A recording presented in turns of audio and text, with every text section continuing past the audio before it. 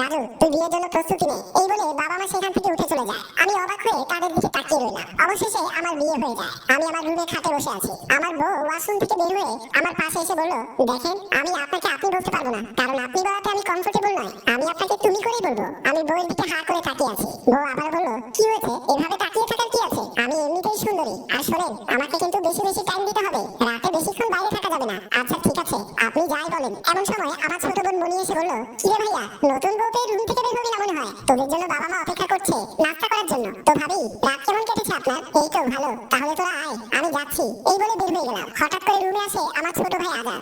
আজাদ আমার বউয়ের পাশে বসে কাঁধে হাত দিয়ে বলল, বাহ, ভাবিকে তো চমৎকার লাগছে এই শাড়িতে। কালকে এত সাজগোজ আর এত মেকআপ দিয়েছে যে ভালো করে দেখতেই পারিনি। ভাই, এসব কি বলছিস তুই? লজ্জা শরমের বালাই নেই বুঝি? এখানে লজ্জা শরমের কি আছে? আমার দেবর আমার মতো স্ট্রেট ফরওয়ার্ড, এরকম ব্যক্তি আমার খুব ভালো লাগে। এই তো আমার মিষ্টি ভাবি। চলেন এবার নাস্তা করতে যাই। আমি নাস্তা খেতে যাবো না যদি তুমি আমাকে কোলে করে নিয়ে না যাও। আজাদ সাথে সাথে তার ভাবিকে কোলে করে নিয়ে রুম থেকে বের হয়ে যায়। মনে মনে হাসতে থাকি ওদের দুজনের কাণ্ড দেখে। বিয়ের প্রায় 1 মাস পরে আমি বিকেলে ছাদে আড্ডা দিচ্ছি বন্ধুদের সাথে।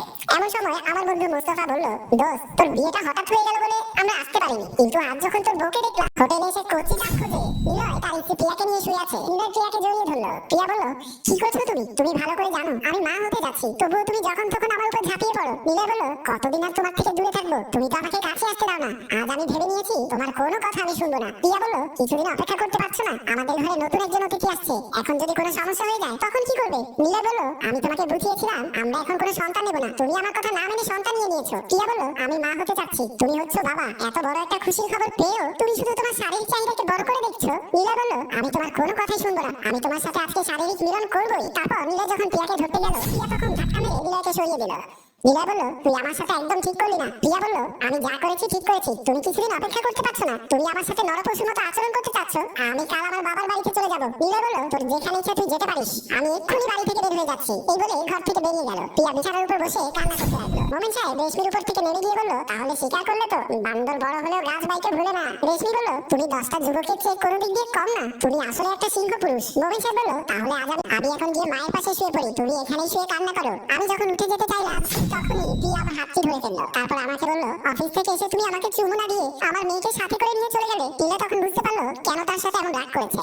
তারপর নীলা প্রিয়াকে কোলে তুলে নিয়ে ঘরের ভেতরে চলে গেল। এদের ভেতর অনেক ভালোবাসা ছিল। পরের দিন সকাল হলে খাবারের টেবিলে বসে আছে নিলয়, মায়া আর নিলয়ের মা দোলা বেগম। দোলা বেগম প্রিয়াকে খুব বেশি একটা দেখতে পারতো না। দোলা বেগম নিলয়কে বলল, আমি বলছিলাম তুই তো শ্বশুর বাড়িতে গিয়ে কাল ঘুরে আয়। নিলয় বলল, হঠাৎ করে তুমি আমার শ্বশুর বাড়ি যেতে বলছো কেন? দোলা বেগম বলল, তোর শ্বশুর বাড়ি থেকে 1 লক্ষ টাকা নিয়ে আসবি। এমন সময় আসলো প্রিয়া। তারপর চেয়ারে বসে বলল, মা, আপনি কিছু হলে আমার বাবার বাড়ি থেকে টাকা আনতে বলেন, আমার বাবা আপনাকে টাকা দেবে কোত্থেকে? দোলা বেগম বলল, টাকা সে কোত্থেকে দেবে সে কথা আমার জানার দরকার নেই, আমার টাকা লাগবে, তুমি আমাকে টাকা এনে দেওয়ার ব্যবস্থা করে দাও। নিলয় বলল, আমি শ্বশুর বাড়ি থেকে কোনো টাকা আনতে পারবো না, তুমি কেন শুধু শুধু আমাকে তাদের কাছে ছোট করতে চাচ্ছ? দোলা বেগম তখন প্রিয়ার দিকে একটু চোখ গরম করে তাকালো। মায়া বলল, আমার মায়ের দিকে এমন করে তাকিয়ে আছো কেন? আমার মায়ের দিকে এমন করে তাকাবে না। দোলা বেগম মনে মনে ভাবছে, এই বউকে বাড়ি থেকে বের করে দেবো যে কোনো উপায়। এই কথা বলে খাবার না খেয়ে দোলা বেগম খাবার টেবিল থেকে উঠে চলে গেল। নিলয় বলল, আমার মা দিন দিন একটু বেশি করে ফেলছে।